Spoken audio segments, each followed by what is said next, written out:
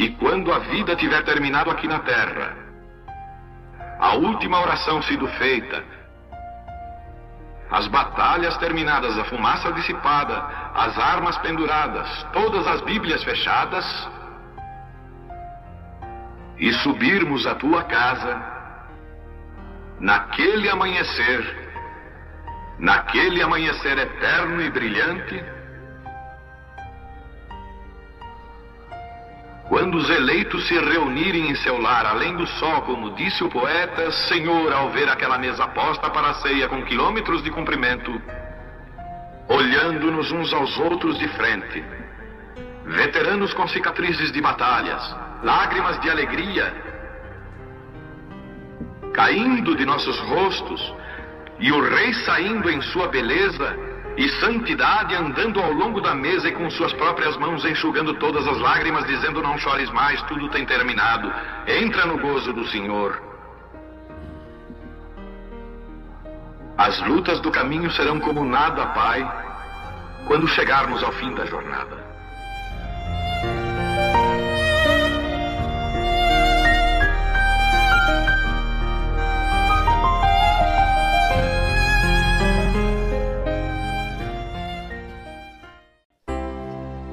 Nós vamos abrir as nossas Bíblias, Hebreus capítulo 6, versículo 4 e versículos 5 e 6. Porque é impossível que os que já uma vez foram iluminados e provaram o dom celestial se tornaram participantes do Espírito Santo e provaram a boa palavra de Deus e as virtudes do século vindouro, e recaíram, sejam outra vez renovados para arrependimento. Pois assim, quanto a eles de novo crucifica o Filho de Deus e o expõe ao vitupério. Nosso Deus, nosso querido Pai Celestial, nós te agradecemos essa noite poder estar juntos. Pedimos que o Senhor faça-se presente, toma todo o Espírito sob teu domínio, fala em nossos corações através da tua palavra revelada para esse dia. O Senhor conhece as necessidades de cada um de nós. Pedimos a tua bênção, a graça, em nome de nosso Senhor Jesus Cristo. Amém. Então vamos falar um pouquinho aqui sobre olhando para a promessa. Poucas pessoas hoje que olham para a promessa de Deus. Eles não reconheceram Jesus porque eles não estavam olhando para a promessa. A promessa da vinda de um Messias. Eles estavam no costume da lei, quando Jesus veio oferecendo sacrifício, observando o sábado, e deixar de olhar para a promessa.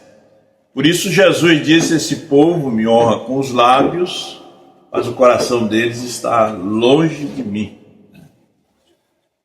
O seu olhar tem que ser para a promessa. Agora você também deveria conhecer a promessa de Deus para esse dia. Você não pode olhar para a promessa que Deus fez e já foi cumprida lá no passado. Há uma promessa desse dia. E é onde você tem que estar com o seu olhar nessa promessa. Há uma mensagem para esse dia. A promessa que Deus tinha prometido para os seus filhos, desde o livro de Joel, os Salmos, livro de Isaías 28, era o derramamento do Espírito Santo. E quando Jesus estava sendo assunto ao céu, os discípulos estavam olhando para cima. E aqueles dois anjos apareceram e disseram: varões galileus, por que olhais para as alturas? Esse Jesus que dentre vós foi assunto ao céu, há de vir do modo como ouviste subir. Jesus mandou eles descer para Jerusalém, e esse cara olhando para cima. Ele mandou descer para esperar a promessa que estava vindo do alto. Eles pensaram que tinha que ficar olhando para o alto. até que você venha nascer de novo, receber o batismo do Espírito Santo, porque só o batismo do Espírito Santo é que te firma na mensagem. Há muitas coisas na igreja, é como nos dias de Jesus, tinha muitas coisas, muitas festas, festa da Páscoa, dos tabernáculos, observação do sábado, e quando o prometido chegou, eles não puderam ver, porque eles estavam interditos com as festas, marcava até a data da próxima Páscoa, a data da próxima festa, eles acostumaram com festa. Nós vemos que a igreja hoje também está acostumada com festa, com encontro, né? E às vezes as pessoas não gostam que a gente fala sobre isso. Mas o profeta diz que o problema das pessoas foi o barulho das fascinações. As coisas que o atraíam, aquele barulho que atraía eles, né? Esse foi o problema deles não ver a promessa de Deus, não ver a mensagem de Deus vindo para aquele dia. Também nós tivemos a restauração dos dons, um tempo muito glorioso. O povo rolou na serragem, oraram a noite toda, jejuaram, falaram em língua, profetizaram, mas eles não olharam que tinha uma promessa em Malaquias 4, da vinda de um profeta, para restaurar todas as coisas. Eles não viram a promessa de Lucas 17:30, do Filho do Homem para cumprir a profecia, Deus em uma carne. Não viram a promessa de Apocalipse 10, sétimo anjo, revelando todas as coisas. Ficar na festa, porque Pentecoste sempre foi uma festa, quanto mais naquele tempo, quando eles leram em Atos 2 sobre o derramamento do Espírito Santo, eles disseram, Jesus já está vindo, e ele já estava ali, já estava numa carne, e eles estavam esperando que vinha, mas já estava ali. Mas o costume, né?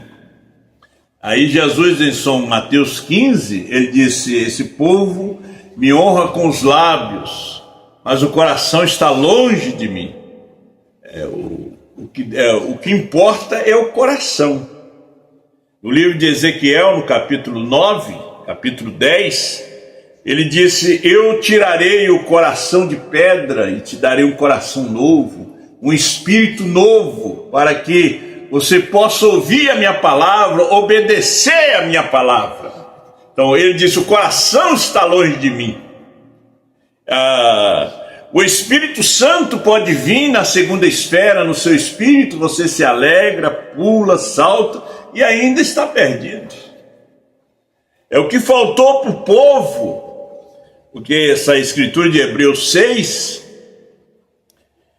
é impossível que os que já uma vez foram iluminados e provaram o dom celestial e se tornaram participantes do Espírito Santo, eles só foram participantes, eles só provaram a uva, as romãs, viram a terra, mas nunca possuíram a terra, tiveram medo da circunstância, olharam para a circunstância.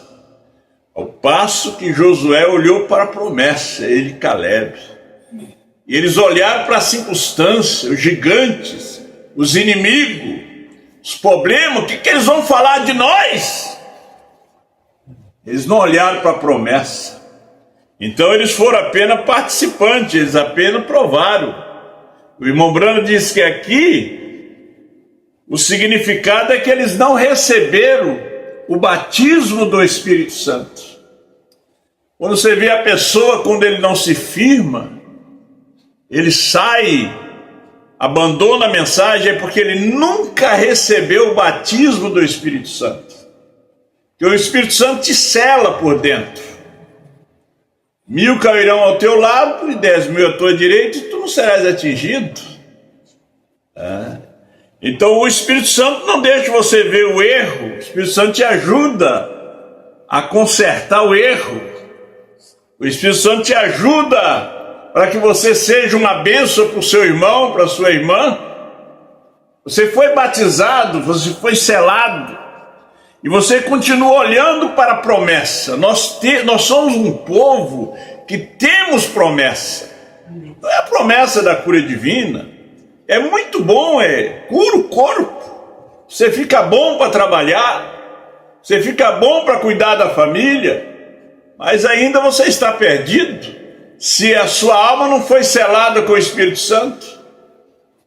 A promessa de Deus.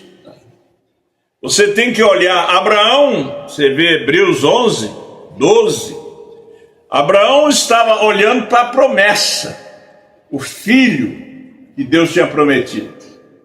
Ele não estava olhando aquela terra natural ali, não. Era a promessa, era o filho. E o filho prometido é o tipo do arrebatamento. Nós temos que olhar para essa promessa. É a primeira ressurreição que nós vamos encontrar os nossos irmãos. Nós temos que olhar para essa promessa. Você pode ver que as pessoas que não tiveram a luz da mensagem, eles ficaram esperando, como nós, algum tempo atrás, a ressurreição isolada do irmão Branham. Era uma promessa vã. Era uma vã promessa. Esperando. E até hoje há pessoas que ainda estão pregando, estão dizendo que o irmão Branham vai voltar para poder revelar trovões, novo nome. Meus irmãos, ele já revelou tudo. Nós estamos olhando para a promessa. O arrebatamento é a nossa promessa, é o filho prometido. Agora ele diz que aqueles que recaíram, eles só provaram. Eles não foram selados com o Espírito Santo.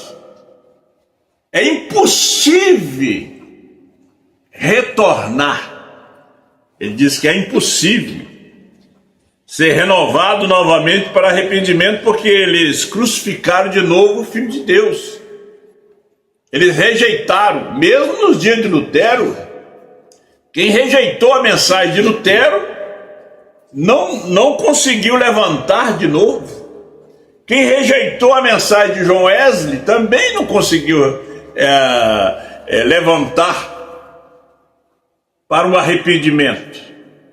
Quem rejeitou a mensagem da primeira e segunda etapa nos dias do irmão Branham, Apocalipse 10, 1 a 7, também ficaram prostrados.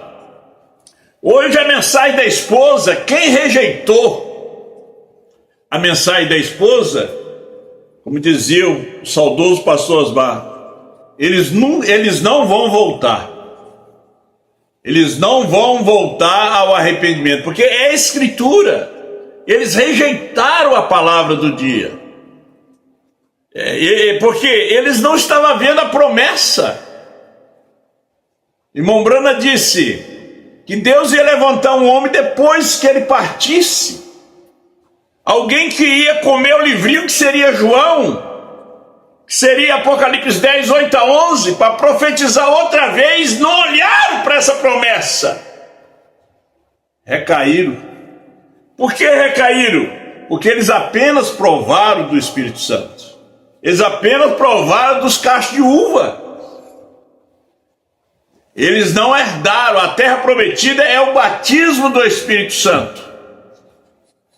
Quando nós falamos do batismo do Espírito Santo, é algo muito profundo. É muito simples, mas é muito profundo. Você recebe hoje por fé. Não é porque você falou em língua, pulou, saltou. Isso não é sinal. Hoje não é sinal do batismo do Espírito Santo. Hoje não é. Um dia foi. Hoje não. Hoje é poder receber a mensagem da hora, a mensagem do dia, que te dará direito ao sinal. Então, para onde é que você olha hoje? Você olha para um grupo de ministros? Você olha para um encontro de pastores? Você olha para uma grande catedral? É o que mais temos. Essas mensagens que eu tenho aqui, irmão Branham disse que isso aí é apenas massa, só volume de gente. Só volume. Deus tirou 2,5 milhões de pessoas do Egito e só 2 que entraram. 2, gente. 1, 2. Não foi 20, não. Foi 2 que entraram. De 2,5 milhões. Deus trouxe aquele povo por 40 anos pelo deserto, testando eles. Agora Deus já conhecia, Deus já sabia o que estava dentro do coração deles. O coração deles era endurecido, eles eram um povo religioso. O povo religioso é um povo pior do que o povo mundano. Eles eram um povo religioso. Eles estavam buscando uma falha em Moisés. Deus permitiu que Moisés falhasse. Às vezes Deus permite. Porque sempre tem que ter um arranhão num cristão. Tem que ter um arranhão no Filho de Deus. É como a obra de Miguel Ângelo.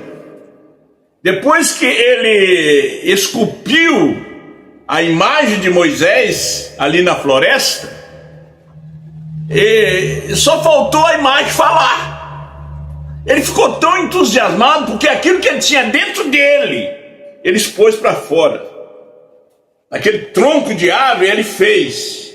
Moisés, como ele imaginava, como ele trazia dentro dele. Ele gastou toda a sua vida naquela obra. E ele pegou o martelo e bateu no joelho. Lascou. Parece que destruiu a obra.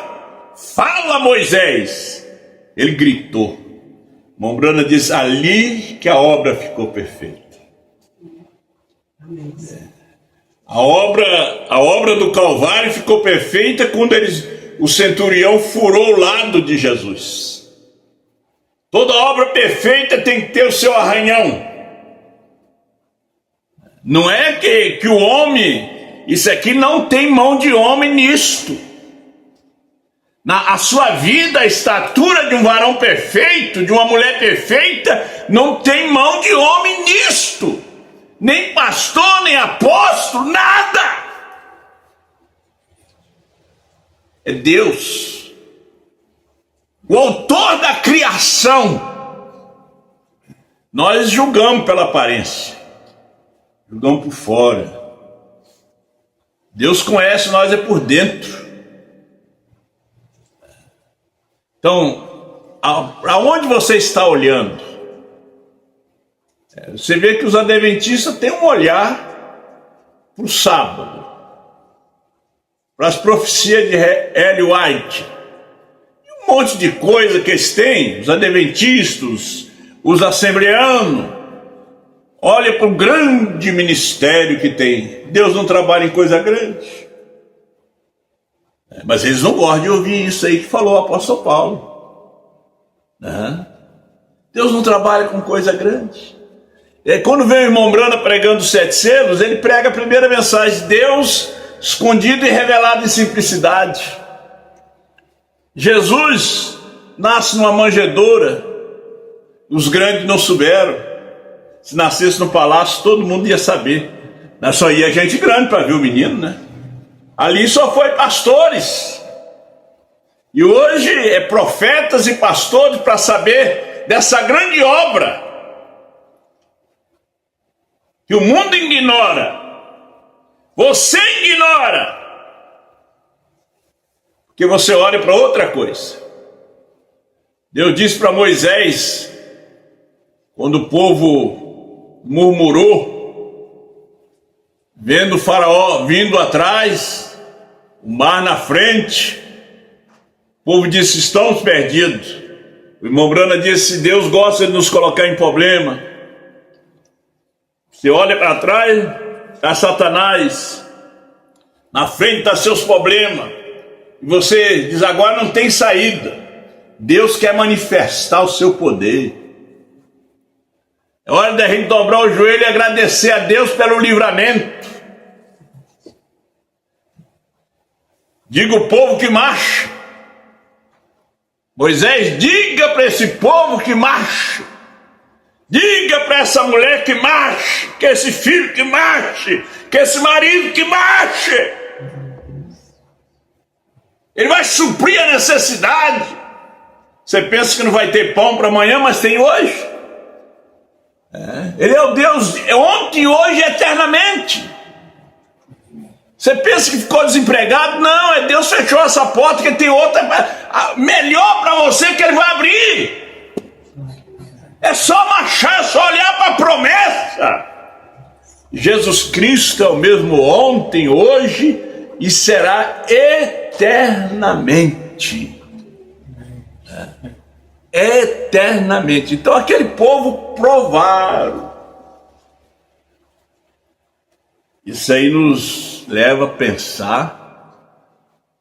Provaram. Você tem provado? Você tem provado? Ou você é parte dessa promessa? Ou você tem recebido o Espírito Santo? Josué e Caleb cortaram um cacho de uva, 2 homens para carregar. E deu para aqueles 10 irmãos deles ali, eles provaram.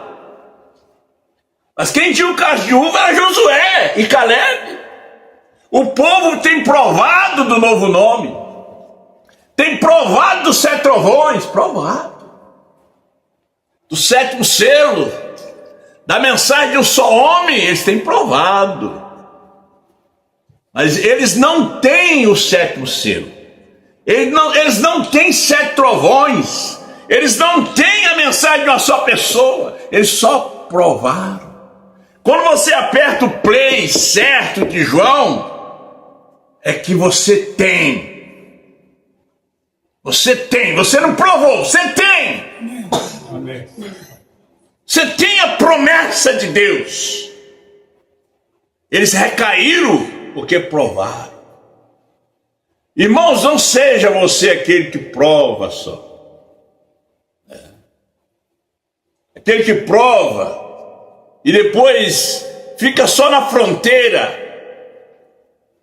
Crentes fronteiriços, olhando de longe, sendo que a promessa foi dada para ele, mas ele tem medo. Como Adão disse, ouvi a tua voz, senti medo. Desde que o Senhor falou, ouvi a voz, mas senti medo. Senti medo de ler esse livro, senti medo de ler a Bíblia. Os padres diziam assim, se ler a Bíblia, fica louco. Eles pregavam isso aí há muitos anos atrás, né? Aí depois eles disseram, não lê esses livrinhos, que era do irmão Brana. O povo ficava com medo de ler. Ficaram com medo. Hoje o povo tem medo de ouvir a voz. Você tem que ouvir a voz. Eu estava falando essa semana, pega um tema no YouTube, coloca ali 7 selos, 7º selo, Filho do Homem, e coloca um ponto e na frente Osmar Rodrigues Costa, e você aperta ali o playzinho do YouTube, você vai ver uma série de pregações que o pastor Osmar pregou só sobre 7º selo, o Filho do Homem, 7 trovões, e escute aquela série naquele tema. Não fique saltando os temas, mas naquele sentido. Você vai ver que coisa boa. Bota um tema que você quer ouvir durante a semana, e vai aparecer ali 10, 20 mensagens naquele tema, pregado em datas diferentes, e sua alma será abençoada. Você tem que olhar que nisso aí tem a promessa dos 7 trovões. O irmão Brana disse que com o que temos nós não podemos subir. Não temos fé nem para cura divina, como o irmão Oreuval estava cantando aqui, terra seca, oração vazia. É a condição que está a igreja, a condição que estão os crentes. Porque não se alimenta, são anêmicos espiritual. Não se alimenta. do corpo, palavra, o Filho do Homem, não come esses selos revelados, esses 7 trovões revelados, esse novo nome, não come esse maná. Terra seca, não chove, aí quer queimar em terra seca. Avance, olhe para a promessa. Israel chegou na terra prometida no tempo de chuva. A terra estava encharcada, o rio estava transbordando. E eles tinham que atravessar no meio daquela enchente. Às vezes a enchente é uma bênção. Deus mostrou seu poder, foi na enchente. Se chegasse na seca e passasse de pé enxuto. Passasse de pé enxuto, as crianças, tudo brincando, tomando banho. Não, ali as crianças estavam com medo. Agarraram nos pais, pai na mãe, porque era enchente. O Jordão estava transbordando. E Deus mostrou seu poder, abriu o Jordão. Eles passaram a pé enxuto. Mas os covardes ficaram no deserto, ficaram na terra seca, que eles não creram, morreram no deserto, porque não creram. Mas Josué e Caleb, e aquela igreja nascida de novo, atravessaram para possuir a promessa, porque eles olhavam para a promessa. Quando os recursos do médico terminam, ele se desengana, como aconteceu com aquele pai. O irmão Brana disse que os médicos disseram para ele: olha, nós fizemos tudo que podemos. Ele disse: doutor, o senhor está olhando, aonde o senhor está olhando eu não estou olhando, eu estou olhando para uma promessa. Meu filho não vai ficar aí, ele vai levantar daí. Ele já está curado. Você não pode se entregar. Você não pode ter a mesma visão da medicina. Sua visão está além. Irmão Brana olhava para a promessa.